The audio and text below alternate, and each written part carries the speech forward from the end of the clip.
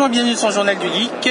On est maintenant toujours au CES, mais on est maintenant sur le stand de Huawei avec la présentation ici de l'Ascend P1S, donc qui est censé être le nouveau smartphone haut de gamme de la marque chinoise sous Android 4.0. Je sais pas combien, 4.0. On ne nous le dit pas tout de suite, mais on vous montrera après.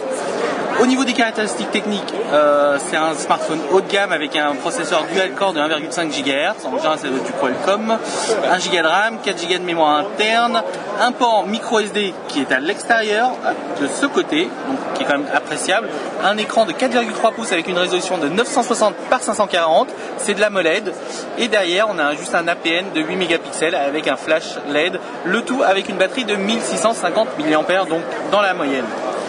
Quand on va l'allumer, vous pouvez voir qu'il y a des raccourcis comme on les aime, donc un accès direct ici à l'appareil photo, déverrouillage, les appels et les SMS. On va juste le déverrouiller. On arrive maintenant sur une interface personnalisée à la Huawei qui est basée, je ne sais plus sur quelle interface qu'on trouve sur l'Android Market. Donc ils sont au courant et c'est normal puisqu'ils ont un partenariat. Voilà. Et donc quand on va aller vite, voilà. A noter que, pour une fois, et c'est quand même très appréciable, on peut revenir sur le launcher de base. Donc là, on se retrouve avec vraiment Android 4.0, tout ce qui est plus classique par Google. Et si vous n'aimez pas et que vous préférez celle de Huawei, on switch sur leur launcher à eux. Donc j'ose espérer que Samsung proposera la même chose, parce que TouchWiz, toujours pas pour moi. Et puis voilà. Sinon à côté, 6,68 mm, c'est très très fin. On retrouve un peu un design similaire en termes d'épaisseur au Galaxy S2 forcément, puisque le gros du smartphone se trouve en bas.